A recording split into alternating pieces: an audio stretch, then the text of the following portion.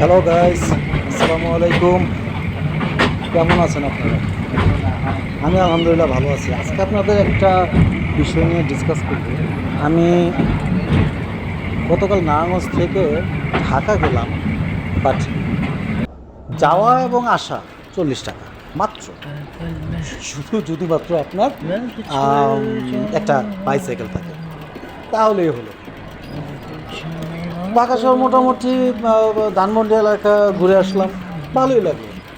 Cycle দিয়ে উঠলাম, আর student card আছে সেজন্য আমার 20 টাকার টিকিট কাটা হলো। 20 টাকা দিয়ে আমি ট্রেনে চলে গেলাম।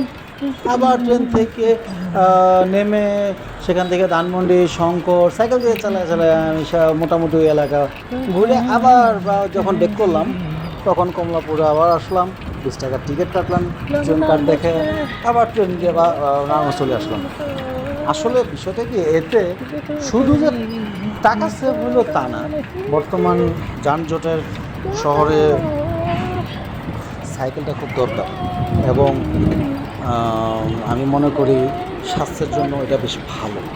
হ্যাঁ, এটা ঠিক যে অনেক ঘামায় গেছিলাম, হ্যাঁ, কিন্তু বাংলাদেশের ওয়েদারে ওরকমভাবে সাইকেল চালানোটা অনেক কঠিন।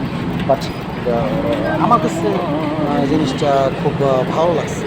তবে এটা যদি আপনি আস্তে ধীরে চালান বা সাবধানে এটা থেকে শুনে যদি চালান তাহলে মনে হয় অতটা ঘরমাক্ত হওয়ার কোনো কারণ নেই। যাই হোক, শেষ করছি আজকের মতন। সবাই লাইক এবং শেয়ার দিবেন। আসসালামু আলাইকুম।